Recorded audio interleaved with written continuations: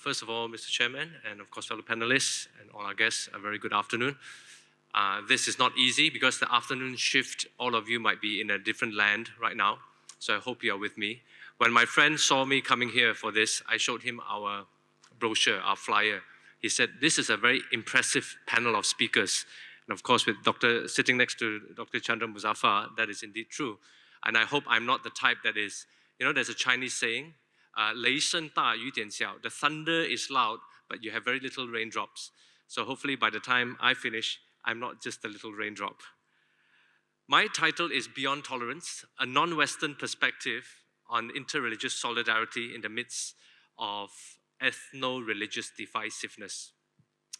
Now, I wonder whether you would agree that the word tolerance sometimes feels like a very tired concept. It's a word that we use very often, and so we wonder, do we really know what it means? What does it really entail? Usually there are two directions when it comes to this. As you can see, I come across as a religious leader. So sometimes religious scholars would focus on defending their religious tradition and to say that, look, fundamentally, Christianity, Islam, Buddhism, it is not violent and promotes peaceful coexistence with the community. That's one reaction. The second one would be religious spokespersons tend to focus on a generalized notion of peace, which may not necessarily address actual tensions, often framed in majority and minority dynamics, both intra-religiously, for example, Roman Catholics, Protestant, Sunni, Shia, or within Buddhism, Zen Buddhism versus Theravada, Mahayana, so forth. But it doesn't really address it because sometimes we focus on what we should do than what we actually are doing. So while it is important for us to correct any reductionist notions of religion, as Dr. Chandra said just now, we can't generalize, but we all know that people prefer black and white simplistic answers. And therefore, there's a lot of, whether you call it Islamophobia, Christianophobia, anti-religious bias, is all there. So my focus is let's revisit the word tolerance again, but to go beyond tolerance and to explore the word solidarity as an alternative of something that we would move forward a bit more. And I'm inspired by a non-Western philosopher, and perhaps you might have met him, Latin American, Argentinian, now in Mexico, Enrique Dussel, who I think was very helpful in shaping my own thoughts about this. Now, as a point of departure, we know that tolerance is a word that has a negative connotation. Usually it's somewhat, we are negative towards that person, so we kind of have to tolerate them. Sometimes my wife, she looks at me and says, I have to tolerate you. That's after so many years being together. So number one, is an intentional restraint from interfering with the action or the practice of the other person. Two, an admission of one's dislike or disapproval of the other. And three, commitment of non-interference based on principled reasons. So that's a kind of like a basic definition that you find in any philosophy or ethics book. But you can go deeper. Tolerance is also an attitude and toleration and activity of religion. And here's another problem with the term religion. What is religion? Is it an essence? Is it a function? It's a difficult concept like culture. Everyone has their different ideas what it means. But let's focus on religious actors. And of course, when it comes to religious actors, there is a limit to what we tolerate within ourselves and one another. How about these 4 words? Maybe this can help us to conceive toleration or tolerance a little bit better. And this is more of a philosophical reflection, just to clarify, actually, what do we mean by tolerating someone? Or one community tolerating another? So one perspective, conception is a permissive tolerance. That means a majority, the authority, gives qualified permission to the minority to live according to their beliefs, on the condition that the minority accepts the dominant position of the authority of the majority. In fact, when I was sitting down listening to Cikgu Azmi, that was very interesting. As a minority person, I got that feeling. Article 3, 4, 11, for a minority, maybe perceived that, look, it's more about permission given to us? Or is it number 2, coexistence? Toleration as the best means towards ending or avoiding conflict, towards pursuing one's goals. So each of us as citizens now are given that right to coexist and to pursue our goals and flourish. So we are roughly equal in power. All of us have the same vote. We have the power to vote, for example. 3, a bit more positive, respect. And this conception is we are more reciprocal. We may have differences in our ethical beliefs and cultural practices, but we recognize one another as moral, political equals with a common framework in our social life, and should be guided by our norms, and do not favor one community over another, especially ethno-religious communities. Malay, Muslim, Chinese, Buddhist, or Chinese, Christian, whatever. Sabah, Sarawakian, Iban, Kadazan. 4, esteem. I guess this is more the way I see Professor Imtiaz just now. Esteem, that means you respect the fellow citizen, and actually you appreciate them. You think that what they have is valuable, that you can actually draw and learn from them. Just like when we appreciate the poetry of Rumi, or to read about Al-Ghazali and Aquinas, and is there something from them that we can learn from each other? So things like that. So here you have tolerance conceived in at least 4 different dimensions. Now, in the case of Malaysia, since I did my PhD on the Allah controversy in Norway, it's interesting to just reflect on this using this. The use of the word Allah for Christians in Malaysia may be viewed with these tools. Some may not esteem the use of the word Allah due to ethno-religious, Malay Muslim considerations, and often it is phrased as Malay Muslim sensitivities. However, others might say, no, it is permitted on the grounds that we are coexisting. There's a Malaysian constitution, there's a cultural framework, and perhaps some would even say we should respect the theological, historical, and linguistic reasons for the Christian usage. And maybe some would say we are really committed, in fact, to intercultural, interreligious engagement.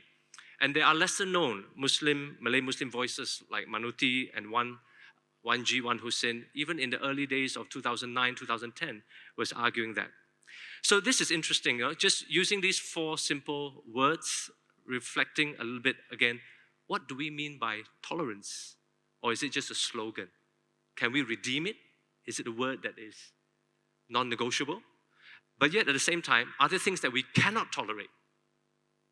In Malaysia, for example, do we tolerate for example, abusing another person's religious beliefs, or we all live in Malaysia, and we see the examples given by Dr. Chandra just now in 6 different cases. We cannot tolerate injustice. We cannot tolerate when a group of communities victimized just simply because of their skin color or their religion, whether it's in Sri Lanka, India, Myanmar, Palestine. In fact, I just came back from Bethlehem and spent some time with Bishop Yunan, the Lutheran bishop who came to Malaysia some years ago, and he conveys his greetings to us. Now, as a Christian, I would also need to revisit the scriptures. We look at our text, the sources of our theological beliefs, ethical resources, and we can't run away from that. But it's not just a proof text, it's how do we read our sources. So take, for example, in the Old Testament, the Christians would say, look, if you turn to the Old Testament, arguably, it actually begins with intolerance. Because in the Decalogue, the 10 Commandments, as you would be familiar with, it says that you should worship no other gods. And idolatry, as defined by the 10 Commandments, is rejected. Then, is the Old Testament faith intolerant? Let's be honest. It has an element of intolerance. So I have to be honest with that. But you cannot just isolate that one text without reading other parts of the Old Testament that says God is long-suffering, slow to anger, and abundant in loving kindness. In fact, there are times he even tolerates evil kings just for a period of time, but later raises up prophets to confront these evil kings. On another occasion, you will read and in my paper I have the specific text, detestable things that we have to avoid doing, the type of food that you shouldn't eat, what type of clothes you shouldn't wear in the Old Testament. But at the same time, you will read about tolerating foreigners in the land where God's people reside. You need to consider those who are foreigners in your land. And then, you must not mistreat them and consider them as native born. And this is found in the Old Testament. So on one hand, you have that idea of election, a chosen people of God, you cannot ignore. But on the other hand, it does highlight in the Old Testament the need to take care not just of the widow and the orphan, but the foreigners. You should give them a piece of land. You need to treat them as native born. And of course, if you know the prophet Jonah, and this story about God calling Jonah to announce judgment in Nineveh. In fact, Jonah in the Old Testament wasn't very willing. He wasn't very happy about it. And some of you may know the Sunday school story. He got swallowed up by a big fish and got spit out, But it's not just a Sunday school story. It's actually showing that, look, God is even more merciful to those who are outsiders when they repent. So the Old Testament seems to have this tension when you read it. So religious people, when they read this text, here lies the danger. They may pick or choose. And oftentimes, what they pick or choose may be dependent on these social, economic, political factors that drive them. But we can't ignore the reality of these texts are there. And religious leaders, we are entrusted, and academics are entrusted to interpret these texts within frameworks that are helpful and I think truer to the core of our religious beliefs. Now, I come from a Lutheran background, Protestant. So I'm not a WASP, but I'm a non-Western Protestant here. And Martin Luther, the founder of the Lutheran Church, we celebrated or commemorated the 500th anniversary just last year of him nailing the 95 Theses in Wittenberg in Germany against the corrupt practices of the Roman Catholic Church of that time. We used to call it the one unholy church those days. Things have changed tremendously today. And you can see within Christianity, once upon a time where Christians and Catholics were at each other's throats, today I can stand easily with a Catholic priest to celebrate a prayer together. Now, in the New Testament, Jesus particularly summarized the Decalogue, the 10 Commandments, in two phrases: love of God and love of one's neighbor. There is vertical and a horizontal dimension. But for Jesus, it is even more than that. He even said, you need to love your enemies. And there were many examples in the Gospels that shows Jesus reaching out to the Samaritans who were considered outsiders of his time. So that is really important to reflect on this, especially within the Christian community. But I'd like to highlight Paul, who some would say is the founder of Christianity. We can debate, let the scholars debate on that. But Paul is an important person because he took the teachings of Jesus beyond the Jews to the Gentiles. And there's one episode where he was in Athens, in Greece, where he actually engaged in some serious debates with the Jews. There were diaspora at this time, and also the philosophers and intellectuals in the Areopagus in Athens.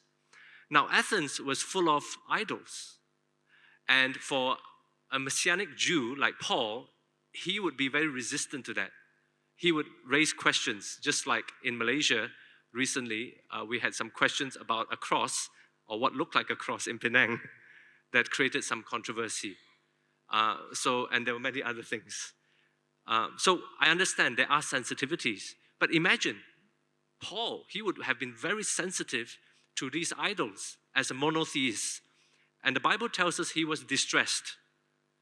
But something changed.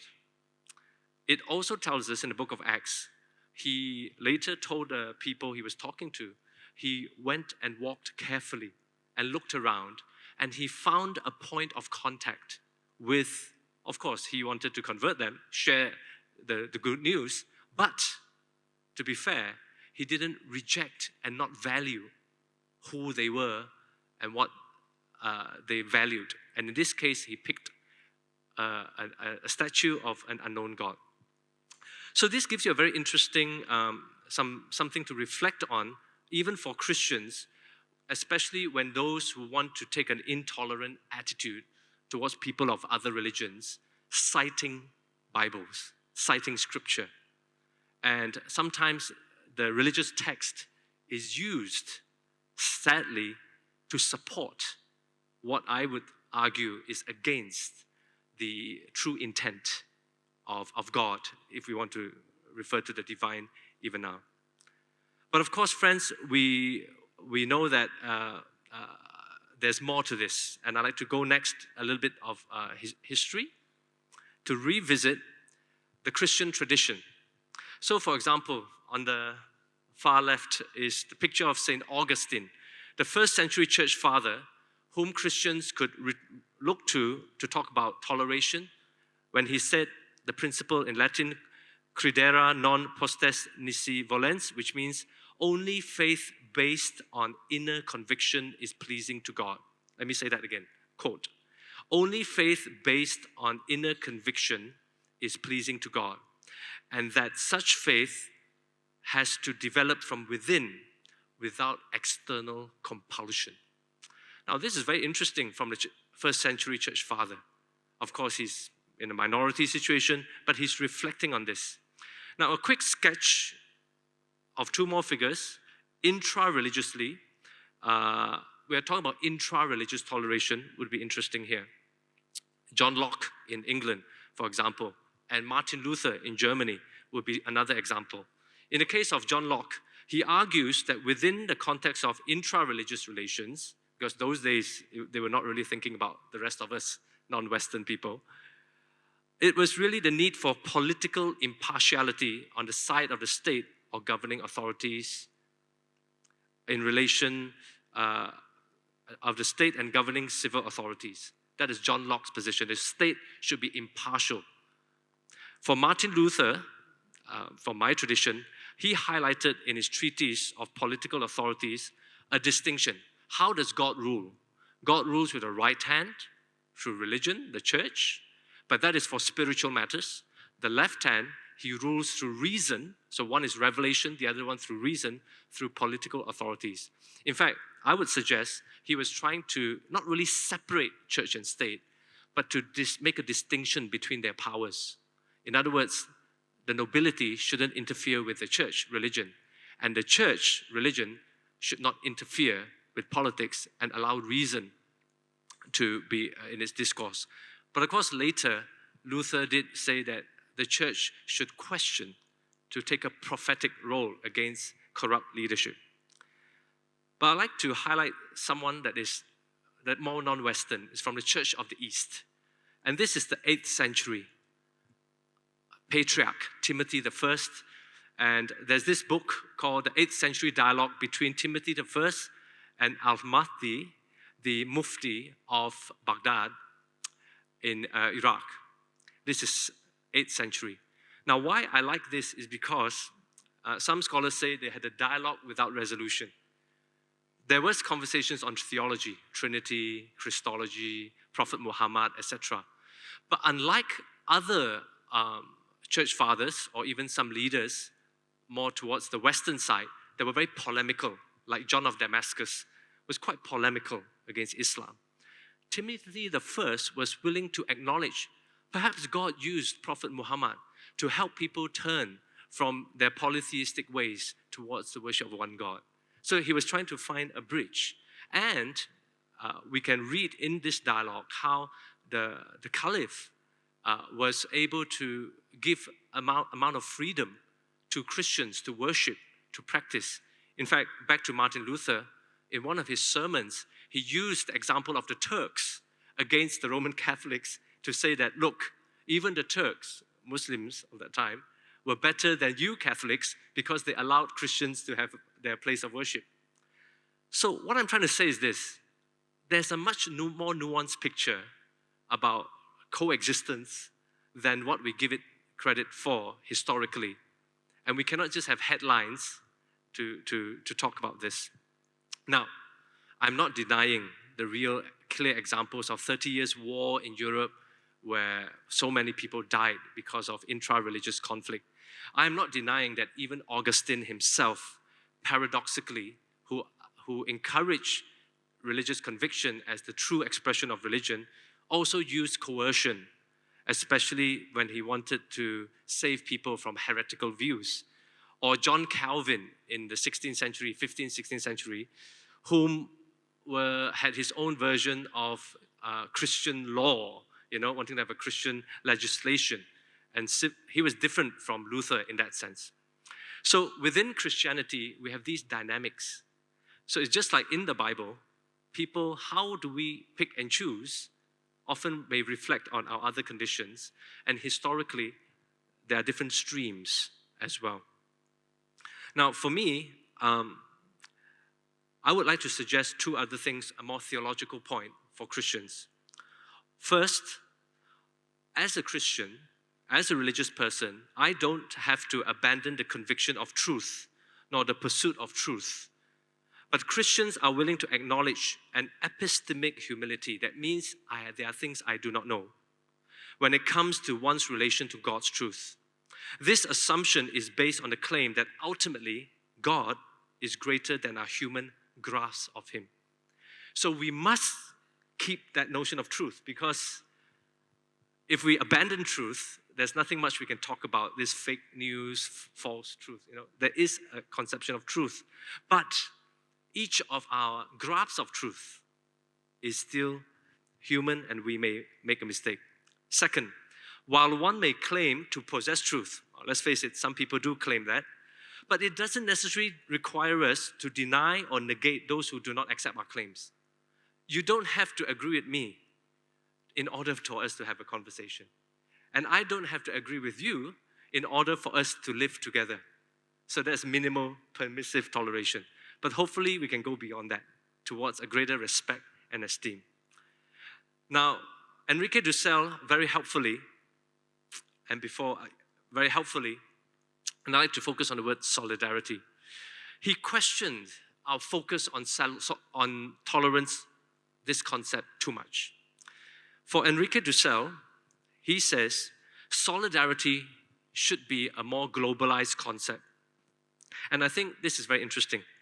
According to him, solidarity goes beyond mere tolerance and friendship, but implies, and listen carefully, the responsibility for the other, especially victims of injustice. And I think this follows on with Dr. Chandra's more macro view. Dussel contrasts intolerance not with tolerance. He contrasts it with solidarity. Okay? So this is what he's working with. And he thinks that solidarity is a more powerful antidote than tolerance. So we think that tolerance is the goal. I would say no. Following Dussel, let's consider solidarity. And what does he mean? He means this. Tolerance implies indifference, and often indifference to the other. And you tolerate the other with a certain passivity, you're passive to it, by means of which one absolves oneself on another's fate. In simple terms, you basically say, okay, you are there, I don't care what happens to you. In simple terms, right? But for him, he calls for a tolerance transcending attitude. In other words, it is positive, creative, I quote Dussel, and we are responsible for the other. This is what solidarity means for Dussel, a responsibility for the other that implies that the other is actively and positively respected in his otherness, precisely because they are someone different from us, that we respect them. But he goes one step further. Solidarity is not a matter of group interests. It is also a group transcending sympathy. In other words, compassion, suffering with the other. In his understanding, just because we decide to be in solidarity with someone else, it doesn't compromise anything of our moral, political, or even religious convictions. It doesn't neglect, especially painful social political conflicts. It means the readiness to suffer with the other person, with the enemy, even in response to their vulnerability. So I'd like to give you a case in Malaysia, just one, for us to reflect. And I'm 25 minutes. Can I have 5? Yeah. As some of you know, on February 13, 2017, the whole Malaysia was so alarmed that Pastor Raymond Kaur was abducted in the morning while driving his car in Petaling Jaya. Of course, there were retrieved CCTV footage on the house nearby that captured 3 dark-colored SUVs, 2 cars and 2 motorcycles were involved in this abduction. Everything happened in less than 3 minutes. Now, obviously, the Christians were very distressed by this, and not only the Christians, many others too. Because this is, they were traumatized, the family members were as well. Susanna, for example, the wife. But there was a series of candlelight vigils, and in the initial period of the candlelight vigils, you even had police who said, look, this is too, is it mine or yours? Okay. The police were not too happy with this because they said it might stir up sensitivities. But of course, in the context of Malaysia, we know that some people might capitalize on this. And there was accusations, there was news, was he proselytizing Muslims, and all that kind of thing. But even if he was, it gives no warrant for someone to be abducted. And that is why when Dr. Mujahid, now the current Minister of Religious Affairs, those days was in the opposition, was actually one of the participants in the vigil. And he raised the question of whether religious motivations were involved. He said, I quote, "That is what I fear. Religious hatred is the worst. If he, Raymond Kaur, broke the law and was proselytizing Muslims, take him to court. Do not take the law into your own hands in the name of religion. That is wrong. That is not Islam." End quote. Dr. Mujahid Rahman. And I think that is an important thing when religious leaders come out and stand in solidarity with the minority and also speak clearly. My own participation in this was in Seremban, where the Methodist and Catholic leaders came together and we organized it. And note, this happened under the previous regime, previous government, and I remember 4 or 5 special branch officers giving me a nice interview. But they were fine, they were there to ensure that things were fine. But a comment from a Christian leader after this event was very noteworthy. He asked me, "Sivin, would we be equally, without reservation, stand in solidarity with a missing religious leader who is not a Christian, who is a Buddhist, who is a Hindu?" That was the challenge that he raised. And indeed, not long after that, we know that the news of Muslim social activist Amri Chemat was actually abducted even before that, or reportedly abducted. And now these 2 cases were at the forefront of Malaysian public sphere. Now he was accused, Amri Chemat, as a social worker, just like Raymond Kaur, as apostatizing Muslims with Shia teaching in Sunni majority Perlis. I believe in specificity, so I'm giving you details. And what is interesting for me is that these are things that you need to think about. And we had people from different religions coming together for Raymond Kaur. And for Raymond Kaur, again, this is a Muslim who came at her own accord after seeing my Facebook announcement to another vigil, and many of the Christians didn't know what to do when there was a Muslim who showed up for candlelight vigil for Raymond Kaur, a Christian. But it was very important because here is a powerful symbol of someone, and this is on the ground, nothing orchestrated from the top, of someone showing that I want to suffer with someone. I want to identify with someone else's suffering and pain. So for me, this is a dialogue of suffering. This is an engagement where it really goes deeper than mere concepts or understanding. All those are important, the theology, as I mentioned just now. But this goes at a deeper level and makes us look back into our scripture, our traditions and text, our policies, our practices, our institutions, our leaders, our educational system, to ask, are we facilitating, supporting this expression, or are we blocking it or hindering it? But I think the most powerful picture at the end is this: Susanna, the wife of Raymond Cole, and also Nohayati, wife of Amri Chemat. Both of them, since 2007, have walked this journey together. Originally, it could have been just a Muslim issue, a Christian issue. Of course, fundamentally, it's a human issue. These are wives waiting for their husbands to come home, and until now, we do not know what has happened. But they are together. And this is, for me, inter-religious solidarity at its best.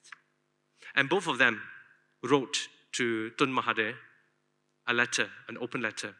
And this is what they say, I quote, "We are aware of the challenges of your government faces in this transition period." This is in June 2018, since the general election. "However, your government is the one in power today. Any delay in this matter could be seen by those inside and outside Malaysia as a breach of the rule of law and the denial of our husbands' rights to be protected under the same law. Please help us find out what has happened to our husband, who took them, and they are now, where are they now? We want them back with us. We beg for justice. We plead for the truth," end quote. So friends, in the midst of such troubling and tragic of circumstances, religion at all levels, I hope, we can always look at the bad examples, but I hope I've shown you cases to reimagine a tolerance transcending attitude that is positive, creative, and responsible for the other, like Mrs. Nohayati with Susanna, and vice versa. But even deeper, a group transcending sympathy, which clearly is about suffering with the other, that is shown so visibly in some of the images. Sadly, this is the exception to the rule. My prayer and my humble plea to all, from the G25s to the Ikrams, to the MCCBC HST, to the Christians, to the Buddhist Association, to all, to the minorities, Ahmadis, there's a small Shia community in Malaysia, all of us, people who are seeking the truth after God, who just wishes to have peaceful coexistence. But that would truly happen when we are willing to dig deepest into our humanity. And for me, the place of suffering is really not a bad place to start. So let us be in this together. Thank you very much.